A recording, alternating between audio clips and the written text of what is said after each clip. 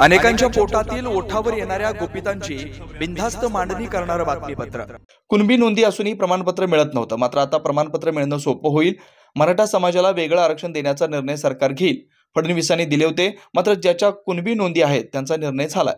OBC मध्ये जे कुणबी नोंदी आहेत त्याबद्दलचा निर्णय झालाय। मराठा समाजाला वेगळं आरक्षण देण्यावर भाजप ठाम आहे। सर्वपक्षीय बैठकीत ओबीसी आरक्षणाला धक्का न लावता मराठा आरक्षण देण्यावर एकमत झालं होतं। ओबीसींवर अन्याय होणार नाही, ओबीसी आरक्षण टिकवणं, ओबीसी मंत्रालय निर्माण करणं हे फडणवीसांनी काम केलंय। ओबीसीने घाबरू नये, अधिसूचना काढल्यावर हरकती येणार आहेत, अध्यादेश नाही। पंकजा मुंडेंची भूमिका भाजप विरोधी नाही। सरकारने अधिसूचना काढली, त्यावर आक्षेप मागितले, सुनावणी होईल। अधिसूचना अंतिम करण्यापूर्वी सुनावणी होईल, त्यात आपले म्हणणे मांडता येईल। छगन भुजबळांनी वेगळी भूमिका घेतली नाही। कोण काय मत व्यक्त करतं, ईडब्ल्यूएसचं आरक्षण सुरू आहे, आपलं मत मांडण्याचा अधिकार सर्वांना आहे, पण मुख्यमंत्री आणि भुजबळ बसतील आणि कन्फ्युजन दूर करतील। उद्धव ठाकरेंच्या मनाला एक निर्णय लागला नाही। राहुल नार्वेकर यांनी जो निकाल दिला तो विधिमंडळाच्या नियमात जे आहे असा निर्णय दिलाय। नार्वेकर अत्यंत योग्य आहे, त्यांची निवड योग्य आहे। मताच्या राजकारणासाठी लोक किती खाली जातात याची तक्रार करू आम्ही। इम्तियाज जलील यांची तक्रार योग्य ठिकाणी करू। महायुतीचे जिल्हा मेळावे झाले, आता विभागीय मेळावे होतील। भाजप 48 जागांवर महायुतीच्या उमेदवारांना बळ देतील। आमचे सुपर वॉरियर काम करतील, 50,000 युनिट गाव चलो अभियान सुरू करतील। भाजपातील सर्व आमदार, खासदार आणि मंत्री गाव चलो अभियानातून संघटनात्मक बांधणी करणार आहेत। 4 फेब्रुवारी ते 11 फेब्रुवारी पर्यंत अभियान करू। जी मागणी झाली ती स्थानिक मागणी आहे, केंद्रीय पार्लमेंटरी बोर्ड ठरवेल। महाराष्ट्रात मोदींच्या गॅरंटी चालेल। महाराष्ट्रात पक्ष प्रवेशाचे बॉम्बस्फोट दिसतील। प्रकाश आंबेडकर यांनी मुख्यमंत्री यांचं कौतुक करणं, हे मुख्यमंत्री चांगले काम करत आहेत याचं सर्टिफिकेट आहे। आंबेडकर यांच्यासारखे उत्कृष्ट नेते उद्धव ठाकरे यांच्या सोबत आहे असं वाटतं। नाही, मी कालच सांगितलं आहे की कुणबी नोंदी असलेल्या मराठा समाजातील नागरिकांना कुणबी नोंदी असूनही प्रमाणपत्र मिळत नव्हतं ओबीसीचं। या कालच्या परवाच्या निर्णयाने कुणबी प्रमाणपत्र मिळणं सोपं होणार आहे। जन्मजातच कुणबी आहे, त्यांचे अनेक दिवसाचे पुरावे आहेत, त्यांना ओबीसी सर्टिफिकेट देण्याकरता कुणाची ना नाही आहे। आणि त्यामुळं मराठा समाजाला वेगळं आरक्षण देण्याचा निर्णय राज्य सरकार करतच आहे। देवेंद्रजींनी केला होता। महाविकास आघाडीच्या नतद्रष्टपणामुळे मराठा आरक्षण गेलं।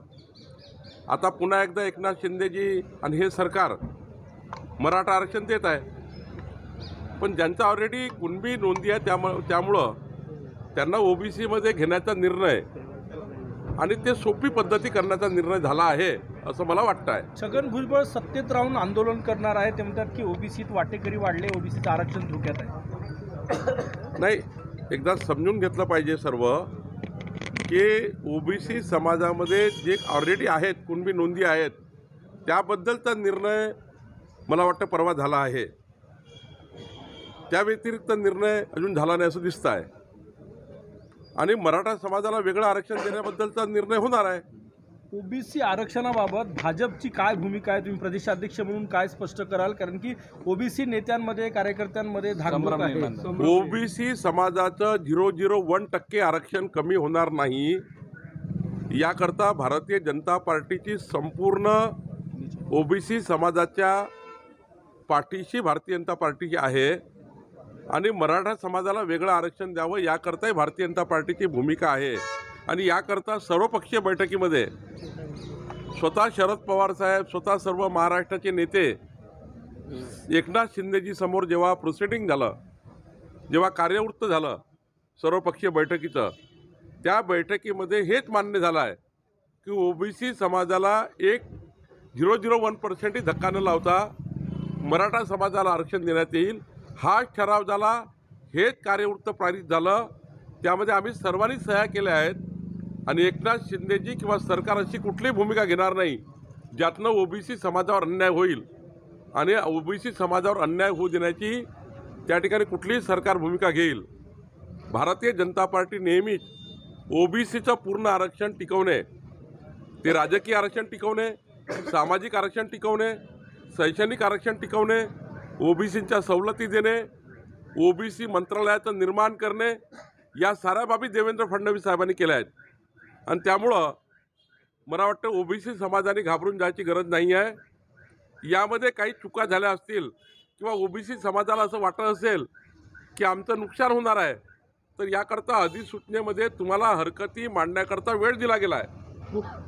अजून अधिसूचना पारित झाली नाही आहे. अधिसूचना काढली, त्यात हरकती येणार आहेत. हरकतीची सुनावणी झाल्यानंतर मग अंतिम निर्णय होणार आहे. त्यामुळं मला वाटतं ओबीसी समाजाचं संपूर्ण हित राखून मराठा समाजाला आरक्षण देणे हीच भारतीय जनता पार्टीची भूमिका आहे. या भूमिकेला भाजपा ठाम आहे. आता कुणबी नोंदी आहे त्याबद्दलचा काही वाद राहू शकत नाही ना. कोणी थांबवलं तरी थांबू शकणार नाही. कोर्टाचे आदेश आहे की ज्यांच्या नोंदी आहे त्यांना प्रमाणपत्र द्यावं लागेल. ज्यांच्या नोंदी नाही त्याबद्दल मराठा आरक्षण येणार आहे. सरळ स्पष्ट अर्थ आहे. त्यामुळं ओबीसी समाजाला त्या ठिकाणी कोणतंही अडचण होणार नाही. याकरता जबाबदारी आमची आहे. ती आम्ही जबाबदारी योग्य पद्धतीने पारित पाडू. पक्षांतर्गत कायद्याचा पुनर्विचार करण्यासाठी एक समिती स्थापन करण्यात आली. त्याच्यावरती राहुल नार्वेकरांची नियुक्ती करण्यात आली अध्यक्ष म्हणून. याला संजय राऊतांनी म्हटलंय की फ्रॉड आहे हा, त्यांच्या अध्यक्षपदी नियुक्ती करण्यात. असं आहे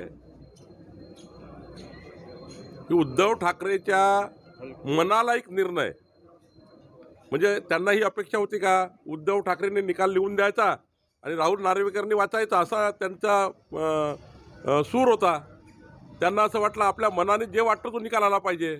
पण राहुल नार्वेकरांनी जो निकाल दिला आहे, आमच्या अध्यक्ष महोदयांनी जो निकाल दिला आहे, तो निकाल हा विधिमंडळाची परंपरा, आत्तापर्यंत विधिमंडळाचं कामकाज, विधिमंडळाच्या परंपरा आणि नियमात जे आहेत, सुप्रीम कोर्ट आणि इलेक्शन कमिशनने जे म्हटलं आहे, आतापर्यंतचे दाखले सर्व देऊन त्यांनी निकाल दिला आहे. एखादी गोष्ट जेव्हा आपल्या विरुद्ध गेली आहे, त्या विरुद्ध गेल्यामुळे त्यांना सर्व लोक चुकीचे दिसतात. राहुल नार्वेकर अत्यंत प्रामाणिक आणि अत्यंत कर्तव्यनिष्ठ, योग्य पद्धतीने कायदेतज्ञ असा व्यक्तिमत्व आहे. त्यामुळे त्यांची झालेली निवड योग्यच आहे. अशा व्यक्तीचीच निवड व्हावी, कारण महाराष्ट्रामध्ये असे फार कमी लोक आहेत जे या विषयामध्ये काम करू शकतात. त्यात नार्वेकर आहे. इम्तियाज जलील यांनी काल सावरकरांचा अपमान केलेला, सावरकरांना पळपुट असल्याचं म्हणतात. मताच्या राजकारणाकरता लोक किती खाली जातात, खरं तर या विषयाची तक्रार आम्ही करणार आहोत सरकारकडे. एककडे उद्धव ठाकरे आणि त्यांचे सवंगडी महाविकास आघाडीचे लोक स्वातंत्र्यवीर सावरकरांचा अपमान करतात. उद्धव ठाकरे मुख्यमंत्री असताना अनेक वेळा स्वातंत्र्यवीर सावरकरांचा अपमान झाला, यात इम्तियाज जलीलनी केला. पुन्हा अपमान करण्याचा प्रयत्न करतात आहे. आणि त्यामुळे याची योग्य तक्रार आम्ही योग्य ठिकाणी करणार आहोत आणि यावर योग्य सरकार कारवाई करेल. स्वातंत्र्यवीराचा अपमान करणे या देशाला आणि महाराष्ट्राची परंपरा नाही आहे. पण काही लोक या महाराष्ट्रामध्ये जातीयवाद, तणाव निर्माण करण्याचा प्रयत्न करतायत. याची आम्ही तक्रार करणार आहोत. त्यामध्ये पक्षप्रवेशाचे बॉम्बस्फोट दिसतील आपल्याला. उद्याही 1 तारखेलाही काही पक्षप्रवेश आहेत. तुम्हाला मंगळवारी बुधवारी रोज असे पक्षप्रवेश होतील. एकदम मोठा नाही, ते तर जशी जशी लोकसभा येईल तसतसे आपल्याला मीडियाला पहिले कळेल. त्याची काळजी करू नका. प्रकाश आंबेडकरांनी मुख्यमंत्र्यांचं कौतुक केलं आहे स्ट्रॉंग मराठा लीडर म्हणून. त्यामुळे कुठेतरी ठाकरे गटाची चिंता वाढलेली आहे, महाविकास आघाडीची चिंता वाढली. प्रकाश आंबेडकरजींनी माननीय मुख्यमंत्र्यांचं कौतुक करणे म्हणजे या महाराष्ट्राचं सरकार चांगलं काम करते आहे असं सर्टिफिकेट आहे. आणि उद्धव ठाकरेंनी समजून घेतलं पाहिजे की एक प्रकाश आंबेडकर सारखे अत्यंत उत्कृष्ट नेते जे उद्धव ठाकरेंसोबत सध्या युतीमध्ये आहेत असं ते उद्धव ठाकरे म्हणतात. पण प्रकाश आंबेडकरचं वक्तव्य म्हणजे महाराष्ट्राच्या महायुतीच्या सरकारला एक सर्टिफिकेट आहे असं मला वाटतं. बेधडक निर्भीड बिनधास्त मांडणी करणारा खबऱ्या लाईव्ह.